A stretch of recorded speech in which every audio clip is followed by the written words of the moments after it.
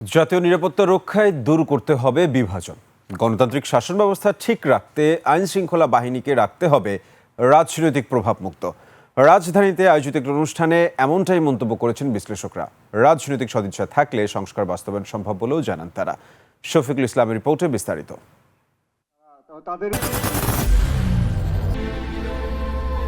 I am Ox. নির্বাচনের বাকি আর মাত্র ৩০ দিন। এই গুরুত্বপূর্ণ সময়ে জাতীয় নিরাপত্তা এবং আইন শৃঙ্খলা গণতান্ত্রিক শাসনের চ্যালেঞ্জ শীর্ষক আলোচনার আয়োজন করে centre for governance studies CGS। সিড্রাপ মিলনায়তনে এই আলোচনায় অংশ নেন রাজনৈতিক ও সামাজিক সংগঠনের নেতারা। নির্বাচনটা আমাদের রাষ্ট্রীয় নিরাপত্তার একটা বড় পরীক্ষা বলে মনে হয়। তাদের বক্তব্যে উঠে আসে আইন শৃঙ্খলা বাহিনীকে রাজনৈতিক প্রভাবমুক্ত রাখার গুরুত্ব, জাতীয় নিরাপত্তার ক্ষেত্রে দেশের স্বার্থকে সমুন্নত রাখার কৌশল।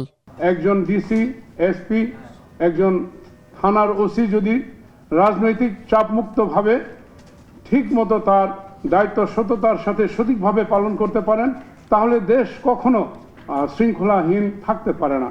আমাদের এইসব বাহিনীগুলো এগুলোকে জনবান্ধব করা দরকার।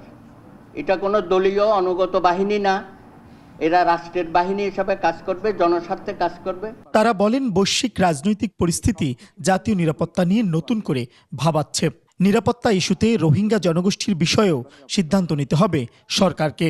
মূলগত জায়গায় নিজেদের আসলে ঐক্যমত্য যদি না হয়, রাজনৈতিকভাবে যদি আমরা এনগেজ করে যদি সেই জিনিসগুলো যদি ঠিকঠাক মতো করতে না পারি, কোনো কিছুই আমাদের ইন্টারনাল সিকিউরিটি এনশিওর করতে আসলে পারে না। সীমানাবিহীন যে ঝুঁকিগুলি তৈরি হয়েছে, সেই ঝুঁকিগুলিকে মোকাবেলা করার জন্য যে নিউ নলেজ দরকার।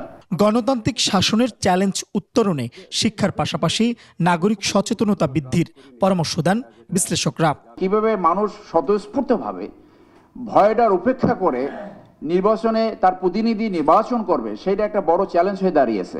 আমরা চাই আগামী নির্বাচন আমাদের ইতিহাসের সবচেয়ে অবাধ নিরপেক্ষ একটা নির্বাচন হবে, এবং এটা নিশ্চিত করতে হলে আমাদের সবাইকে দায়িত্ব নিতে হবে। দেশের নিরাপত্তার স্বার্থে বিদেশি আগ্রাসনের বিরুদ্ধে রাজনৈতিক দলগুলোর মধ্যে ঐক্যের বিকল্প নেই বলেও মন্তব্য করেন তারা।